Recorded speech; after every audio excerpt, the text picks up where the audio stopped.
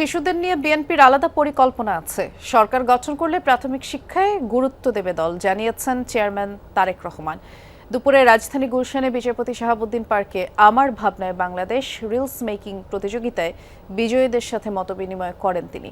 BNP chairman বলেন, শিশুদের জন্য পড়াশোনা যেন একঘেয়ে না হয়ে যায়, মজার হয়, সেই পদক্ষেপ নেওয়া হবে এবং শিক্ষা ব্যবস্থায় শিক্ষার্থীদের পোষা প্রাণী পালন অন্তর্ভুক্ত করার চিন্তা ভাবনা রয়েছে বলেও জানান তারেক রহমান। মতবিনিময়ে তিনি আরও বলেন, গণতন্ত্রের চর্চা করতে হবে ইউনিয়ন পরিষদ নির্বাচন থেকে সংসদ পর্যন্ত। মনোরল দিয়ে ঢাকার সব অঞ্চলকে যুক্ত করার পরিকল্পনার কথাও জানিয়েছেন বিএনপি চেয়ারম্যান। বিদেশে জনশক্তি রফতানিতে যথাযথ প্রশিক্ষণের ব্যবস্থা করার অঙ্গীকারও দেন তিনি। এ সময় সাইবার বুলিং কমাতে সামাজিক ও পারিবারিকভাবে সচেতন হওয়ার আহ্বান জানান তারেক রহমানের কন্যা জাইমা রহমান। প্রথম পর্যায়ে কিন্তু শিক্ষক, প্রাইমারি শিক্ষক, উনি কিন্তু একটা বাচ্চাকে দুনিয়া শেখায়, দুনিয়া চেনায়, জানায়।